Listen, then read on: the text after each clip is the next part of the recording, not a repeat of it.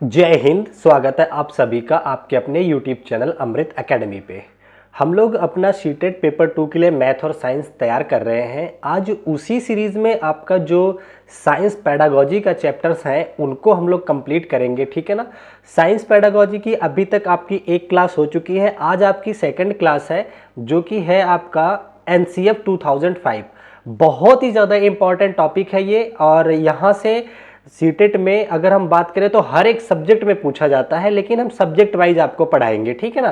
तो आज हम लोग जो बात करेंगे वो केवल साइंस के परिप्रेक्ष्य में बात करेंगे कि एनसीएफ का क्या रोल था, ठीक है। तो जो लोग चैनल पे नए हैं और अभी तक चैनल को सब्सक्राइब नहीं किए हैं तो सब्सक्राइब कर लीजिए, काफ़ी काम की चीज़ें आपको यहाँ पे मिलने वाली है, ठीक है ना। तो चलिए हम धीरे धीरे कॉन्सेप्ट को समझते हैं एनसीएफ के, उसके बाद उससे रिलेटेड जो प्रीवियस ईयर क्वेश्चन आए हैं उनका डिस्कशन हम लोग करेंगे डिटेल में, ठीक है। तो आ जाइए, एक एक टॉपिक को हम आगे बढ़ाते हैं। एक सेकंड, हाँ देखिए, सबसे पहले हम समझते हैं कि एनसीएफ 2005 ये है क्या, इस किस चिड़िया का नाम है, ठीक है ना। जो लोग बिल्कुल ही नए हैं अगर, तो मैं आप लोगों को बता दूं, जो एनसीएफ है ये होता है क्या है, एक तरह का डॉक्यूमेंट्स है, एक दस्तावेज है। क्या है? दस्तावेज है। इस दस्तावेज मतलब एक पेपर होता है, कॉपी का जैसे पेज होता है ना, उस तरह से एक पेपर होता है। उसमें ये डिसाइड किया होता है कि जो एजुकेशन सिस्टम रखना है अपना, बच्चों को पढ़ाने का तरीका क्या होना चाहिए, किस सब्जेक्ट में किस चीज को पढ़ाया जाना चाहिए, इन सारी बातों का डिस्कशन होता है। ये सारी चीजें लिखित एक डॉक्यूमेंट्स होता है। तो ठीक है ना। तो आप लोग ये समझ गए कि नेशनल फ्रेमवर्क, ये करिकुलम फ्रेमवर्क क्या होता है एनसीएफ 2005, ठीक है। इट इज अ डॉक्यूमेंट, सबसे पहले तो ये पता होना चाहिए। अब इस डॉक्यूमेंट्स में किन बातों पे ध्यान दिया गया है, ये वेबसाइट आती है, वहां से आप जाकर के पढ़ सकते हैं। उसमें से जिन जिन मुख्य बातों पे फोकस किया गया है उन बातों को मैंने नोट करके आपके सामने लेके आया है। पहली जो मोस्ट इंपॉर्टेंट बात कही गई है एनसीएफ 2005 में, वो कही है लर्निंग विदाउट बर्डन, मतलब कि बच्चों को बिना बोझ के शिक्षा दी जाए, ठीक है ना। ये नहीं कि बच्चों को आप लोग इतनी मोटी मोटी किताबें भर करके बैग कंधे पे लाद करके ले जा रहे हैं, उन सारी चीजों को नहीं अलाउ करना है। बिना बोझ के जरूरत पड़ने पर किताबों को स्कूलों के लाइब्रेरी में अवेलेबल कराओ, ठीक है ना। ज्यादा से ज्यादा चीजें प्रयोग करके सीखें, इस पे फोकस किया गया है एनसीएफ 2005, ठीक है ना। तो लर्निंग विदाउट बर्डन हो गया पहली चीज। दूसरी चीज जो है आपकी वो है कि जो एजुकेशन होनी चाहिए, जो शिक्षा होनी चाहिए, वो चाइल्ड सेंटर्ड होनी चाहिए। चाइल्ड सेंटर होने का मतलब क्या है, जो चीज बच्चों को पसंद हो वो पढ़ाओ, जो उसके एज के हिसाब से सही हो वो पढ़ाओ, जो उसके इंटरेस्ट का हो वो पढ़ाओ, ठीक है ना। जो उसके माइंड स्टेटस, मतलब अगर बच्चा डल है तो उसको उस हिसाब से, बच्चा बहुत टैलेंटेड है तो उस हिसाब से। तो मतलब कुल मिलाकर के एजुकेशन कैसी होनी चाहिए, स्टूडेंट के परिप्रेक्ष्य में पूरी तरह से होनी चाहिए, चाइल्ड सेंटर्ड होनी चाहिए। दूसरी बात आपको कंफर्म हो गई, ठीक है। चलो अब हम बात कर लेते हैं एनसीएफ, क्योंकि हम यहाँ पे एनसीएफ कॉमन नहीं पढ़ रहे हैं, एनसीएफ 2005 पढ़ रहे हैं हम लोग साइंस के लिए अपना, ठीक है ना। तो अब हम लोग जान लेते हैं कि विज्ञान के क्षेत्र में एनसीएफ 2005 का क्या रोल रहा है, क्या क्या चीजें उन्होंने बताया है, कैसे रहना चाहिए, या हमें विज्ञान की शिक्षा कैसे देनी चाहिए, बच्चों को विज्ञान यानी कि साइंस कैसे पढ़ाना चाहिए, ठीक है ना। तो देखो उन्होंने जो बात करी है इसमें, पहली बात यह है कि अगर आप बच्चों को साइंस पढ़ा रहे हैं, विज्ञान पढ़ा रहे हैं, तो ज्यादा से ज्यादा चीजों को एक्सपेरिमेंट करके सिखाओ, बच्चों को प्रयोग करके दिखाओ, ठीक है ना। कोई भी चीज पढ़ा रहे हो तो उसको कोशिश करो कि प्रयोग में ले आकर, प्रयोग आधारित होनी चाहिए। पहली बात आपको इस पे ध्यान देना है कि एजुकेशन जो साइंस की होनी चाहिए, कितनी किस पे होनी चाहिए, एक्सपेरिमेंट बेस होनी चाहिए, ठीक है ना। समझ गए प्रयोग करने का मतलब, कोई चीज आप सिखा रहे हो, जैसे आप मान लो एसिड बेस पढ़ा रहे हो तो इसमें तनु कैसे किया जाता है, तो एसिड लाके उसमें पानी मिला करके साफ साफ प्रयोग करके दिखाओ, ठीक है ना। ये चीज होगी पहली बात, उन्होंने साइंस के परिप्रेक्ष्य में ये कही है। दूसरी बात उन्होंने ये कही है कि आप विज्ञान को इस तरीके से पढ़ाओ कि बच्चे के अंदर जिज्ञासा पैदा हो कुछ सीखने की, मतलब आप विज्ञान को रोचक बना करके पढ़ाओ। कि जैसे आप उनको दिखाओ कि कोई चीज है, जैसे मोबाइल फोन्स लेके जाओ, उसमें कैसे काम करता है वो चीजें दिखा दो, या कोई चीज ऐसा बना के ले जाओ जिसको देखने के बच्चा इंटरेस्ट हो जाए, चाहे उनको जरूरत पड़े तो क्लासरूम से बाहर ले जा करके इन्वायरमेंट में चीजों को दिखा करके पढ़ाने की नौबत आ जाए।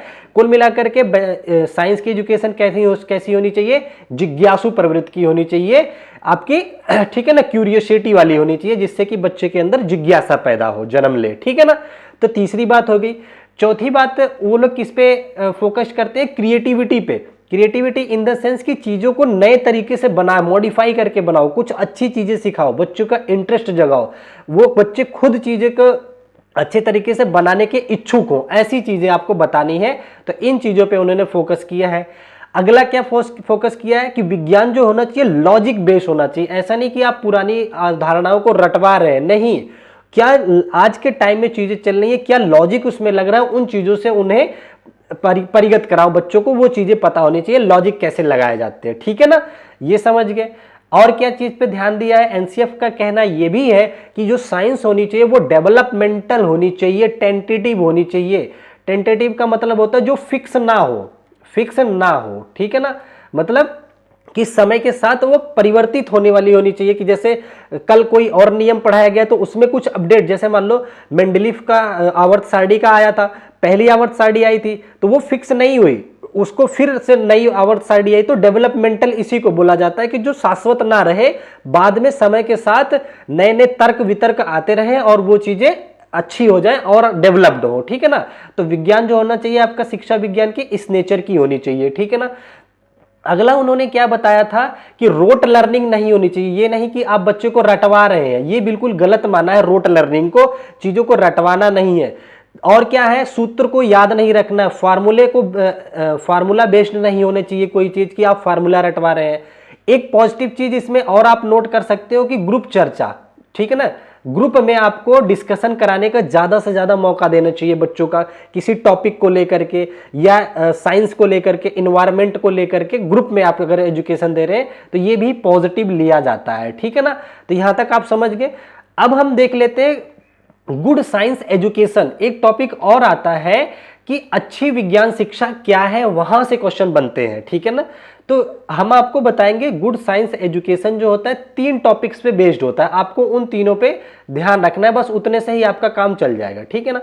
तो देखिए गुड साइंस एजुकेशन जो पहली चीज क्या होनी चाहिए, ट्रू टू चाइल्ड, मतलब बच्चे के प्रति सत्य होनी चाहिए। अब इसका क्या मतलब होता है बच्चे के प्रति सत्य होना चाहिए, इसका यह मतलब होता है कि आपकी जो साइंस सब्जेक्ट है वो बच्चे के एज के अप्रोप्रिएट हो, कि बच्चा जितनी एज का है उसी के लेवल की चीजें उसे सिखाओ, ठीक है ना। ये नहीं कि बच्चा अभी 5वीं या 6वीं क्लास में है, अब आप उसको बहुत हाई लेवल के ओम्स लॉ फलाना चीजें पढ़ा रहे हैं, ठीक है ना, उतना भी नहीं, उसके एज के हिसाब से क्या सही होगा वो पढ़ाओ। दूसरा, ट्रू टू चाइल्ड का मतलब ये है कि बच्चे को किस चीज में इंटरेस्ट है, उसके इंटरेस्ट के हिसाब से चीजें सिखाओ। तीसरा, उसके लेवल, मतलब कौन सी क्लास में है, 3वीं में है, 4वीं में है, 5वीं में है, उसके क्लास के हिसाब से बताओ, उसकी समझ के हिसाब से बताओ, अंडरस्टैंडिंग के हिसाब से बताओ। कुल मिलाकर के जो आपका साइंस एजुकेशन होना चाहिए चाइल्ड सेंटर्ड होना चाहिए, बाल केंद्रित होना चाहिए, ये बात कहता है ट्रू टू चाइल्ड होना चाहिए, ठीक है ना। तो पहली बात समझ गए। दूसरा क्या होना चाहिए आपका, ट्रू टू साइंस होना चाहिए, मतलब कि ऐसी कोई चीज ना पढ़ा दो कि जो साइंस के परिप्रेक्ष्य में सत्य ही ना हो। मतलब आपके जो विज्ञान के कंटेंट होने चाहिए वो रिलायबल होने चाहिए, मतलब प्रूफेबल होने चाहिए, कि जरूरत पड़ने पे आप उसके प्रूफ भी बता सको, ऐसे होने चाहिए। आप लोग बीएड कैंडिडेट हैं, बीटीसी कैंडिडेट हैं, तो रिलायबल वर्ड जरूर सुने होंगे, ठीक है ना। तो ट्रू टू साइंस होना चाहिए, ये बात क्या है कि जो चीजें हैं कंटेंट है बिल्कुल सत्य पे आधारित होनी चाहिए, उसके प्रूफ आपके पास होने चाहिए, ऐसी चीजों को आपको सिखाना है। तो तीसरे 2 बातें ये हो गई गुड साइंस एजुकेशन में। तीसरा, गुड साइंस एजुकेशन क्या है, उनका कहने का परिप्रेक्ष्य क्या है, ट्रू टू लाइफ, मतलब इन्वायरमेंट, मतलब जीवन के लिए जो सत्य हो वो पढ़ाओ बच्चों को। इनका कहने का ये मतलब है, ट्रू टू साइंस का यही कहने का मतलब होता है, सॉरी ट्रू टू लाइफ का, कि जो जीवन के प्रति सत्य हो, जिससे बच्चों को अपने जीवन में कुछ सीखने को, कुछ ढालने का मौका मिले। जैसे कि उनको अवेयरनेस सिखाओ कि अगर मान लो बहुत छोटा बच्चा है तो उसको सिखाओ कि जलती हुई मोमबत्ती के पास नहीं हाथ ले जाना चाहिए, इलेक्ट्रिसिटी के पास नहीं लगाना चाहिए हाथ हमें, ये सारी चीजें उन्हें सिखाओ। उन्हें ग्लोबल वार्मिंग के बारे में बातें सिखाओ, उन्हें ओजोन परत किस तरह से उसमें छिद्र हो रहा है उसकी चीजें बताओ, ग्रीन हाउस इफेक्ट कैसे प्रभाव कर रहा है उसको सिखाओ। और आपका जैसे मान लो एमएसएमई जो मिथाइल आइसोसाइनाइट जो कैसे रिलीज हुई थी, कौन सी गैस हानिकारक होती है, इन चीजों को अवेयर कराओ, ठीक है ना।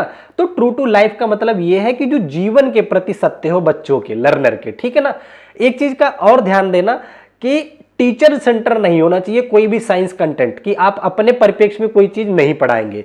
तो ये कुल मिलाकर के आपको इतना सा अगर समझ गए तो इस पे बेस सारे क्वेश्चन कर लेंगे, ठीक है ना। अच्छी विज्ञान शिक्षा 3 चीजों पे आधारित होगी, child centre, true to child होगी, ट्रू टू साइंस होगी, ट्रू टू लाइफ होगी। 3 बात ये याद रखोगे आप लोग, ठीक है ना। बाकी डेवलपमेंटल होगी, लॉजिकल होगी, साइंस हमारा जिज्ञासुपन होगा, उसमें एक्सपेरिमेंट आधारित होगी। ये वाली बात तो एकदम रट लो कि साइंस जो होनी चाहिए वो एक्सपेरिमेंटल बेस्ड होनी चाहिए, ठीक है ना। तो इतनी चीजें हो गया। अब हम बढ़ चलते हैं आज के प्रीवियस ईयर क्वेश्चन पे, ताकि ये जो कॉन्सेप्ट मैंने आपको सिखाया है वो और अच्छे तरीके से आपके दिमाग में बस जाए, ठीक है ना, क्योंकि क्वेश्चन के बिना क्लास अधूरी सी लगती है, ठीक है। तो चलिए पहला क्वेश्चन आपके स्क्रीन पे है, जरा इसको सॉल्व करने की कोशिश कीजिए, इसमें क्या कहना चाह रहा है, ठीक है। तो यहां पे देखिए कह रहा है कि एनसीएफ 2005 के अनुसार उच्च शिक्षा मतलब उच्च प्राथमिक स्तर, मतलब 6 to 8 की बात कर रहा है, अनुशंसित शिक्षण सत्रीय अभ्यास है, ये आपको दिखाना है, recommended to upper primary stage pedagogical practice, ठीक है। चलो देखते हैं। पहला कह रहे हैं कि मतलब कुल मिलाकर के क्लास 6 से 8 तक के बच्चों के लिए किस तरह की शिक्षा सपोर्टिव होगी, ये जान लो। क्वेश्चन कहने का ये मीनिंग है।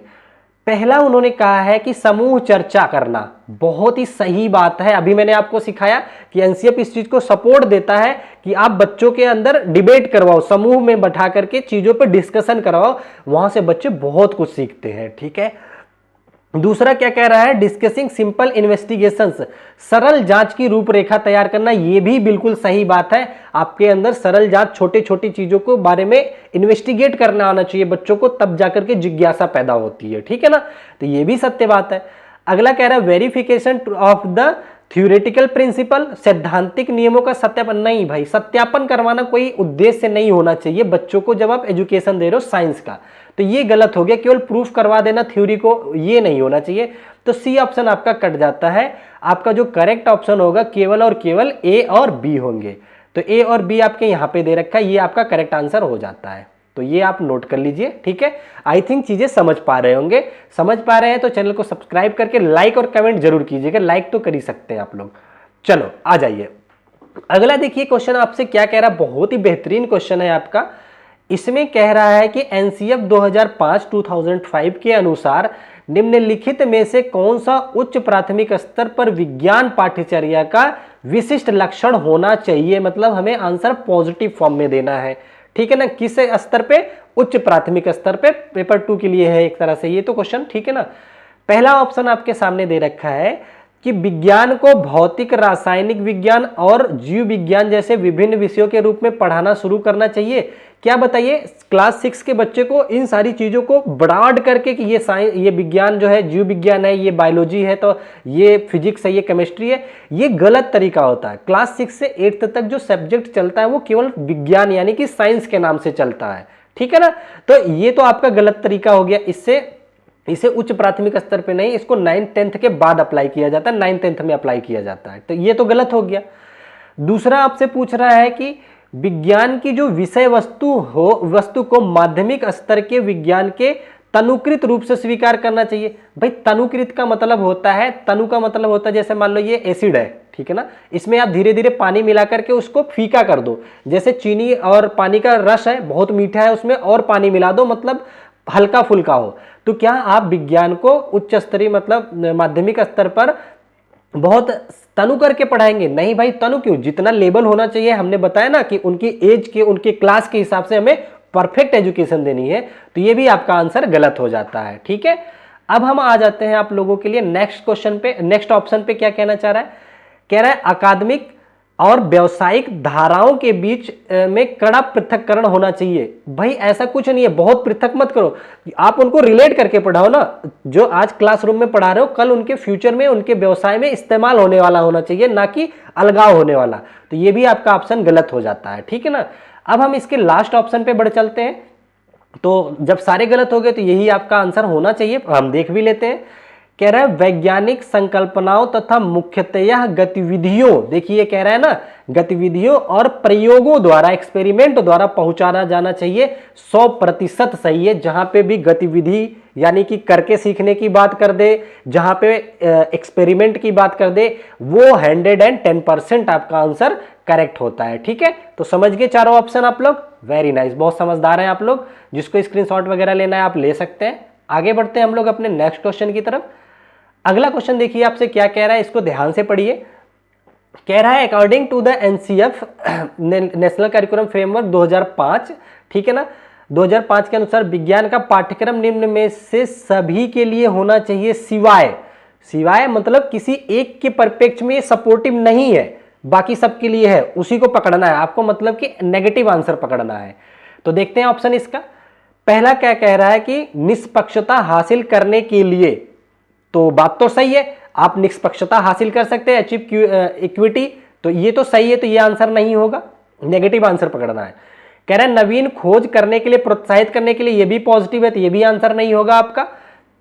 अगला कह रहा है कि परीक्षाओं में छात्रों के अंकों को सुधारने के लिए, भाई रिजल्ट ओरिएंटेड कोई भी चीज आपको नहीं पढ़ाना है। बच्चे को कभी ये मत सोच के पढ़ाओ कि आपके अच्छे नंबर आ जाएंगे इसलिए पढ़ो, नहीं, आपकी समझ डेवलप होनी चाहिए, आपकी सोच डेवलप होनी चाहिए, बच्चे को इस तरह से पढ़ाया जाना चाहिए। ठीक है ना, तो यही गलत है और यही इसका करेक्ट आंसर हो जाएगा। ठीक है, आगे और देख लेते हैं। कह रहे परीक्षा तंत्र में सुधार को प्रोत्साहित करने के लिए, हाँ ये सही बात है, तो ये आंसर नहीं होगा, परीक्षा तंत्र में थोड़ा बहुत सुधार, लेकिन जहां पे नंबर्स की बात आ जाए, रिजल्ट की बात आ जाए, वहां पे हम नेगेटिव मानते हैं उसको। ठीक है ना, तो ये आपका आंसर हो गया सही। ठीक है, चलो आगे बढ़ते हैं अपने नेक्स्ट क्वेश्चन की तरफ।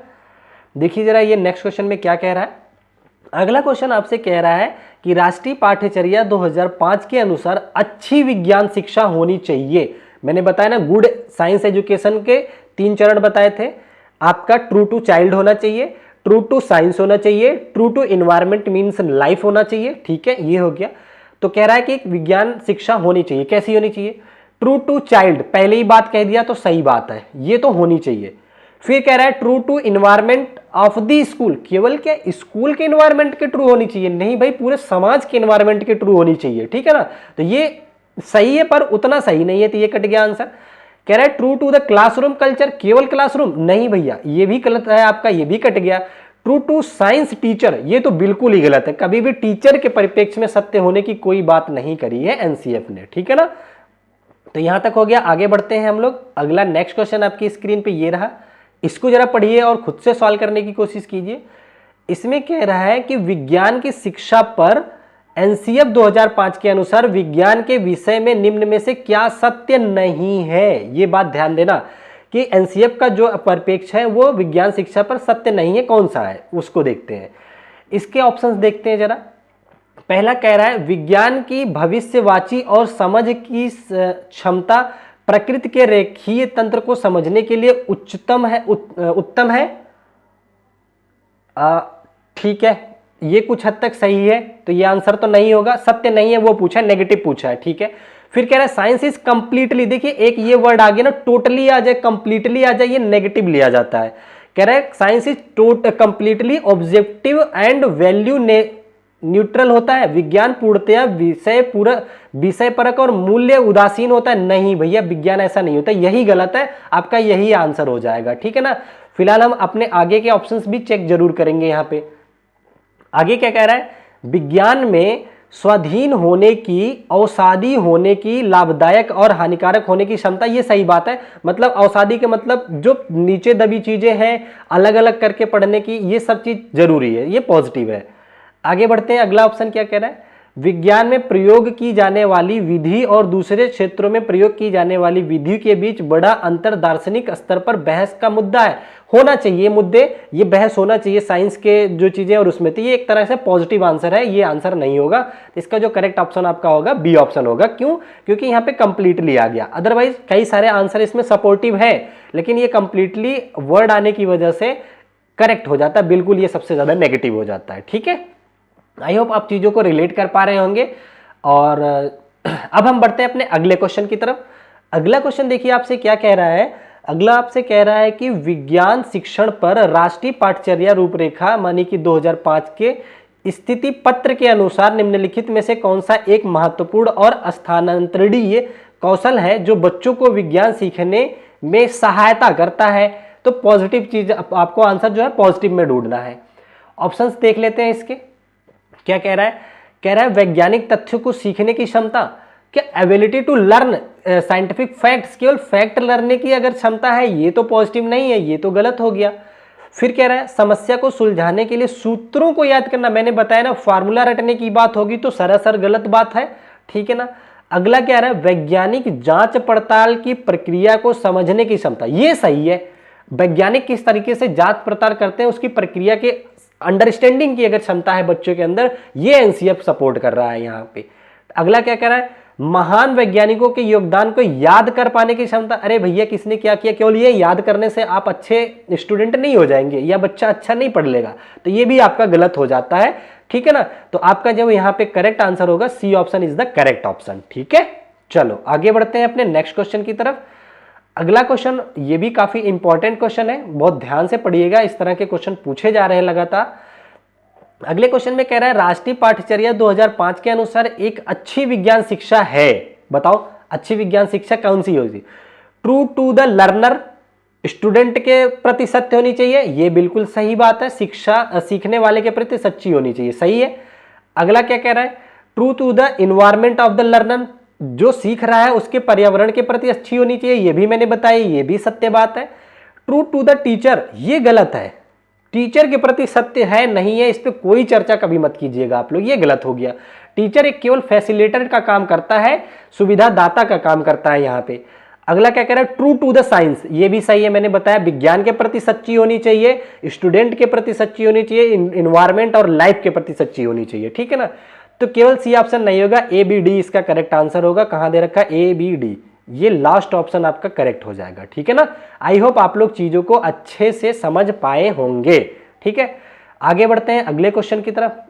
ये आपका आज का आखिरी क्वेश्चन है। आई होप आप लोगों ने क्लास को अच्छे से एंजॉय किया है, तो अपना काम करके जाइएगा, लाइक कमेंट और शेयर सब्सक्राइब करके जाइएगा। काफी मेहनत से आपके लिए कंटेंट तैयार करता हूं, बिल्कुल टू द पॉइंट ही चीजें मैं लेके आता हूं, बहुत ज्यादा इधर उधर की बात नहीं, सीधा पढ़ाई की बात होती है यहाँ पे। तो चलिए बाय बाय, टेक केयर, फिर मिलेंगे अपनी नेक्स्ट क्लासेस में, तब तक के लिए अपना ध्यान रखिए। थैंक यू सो मच, जय हिंद।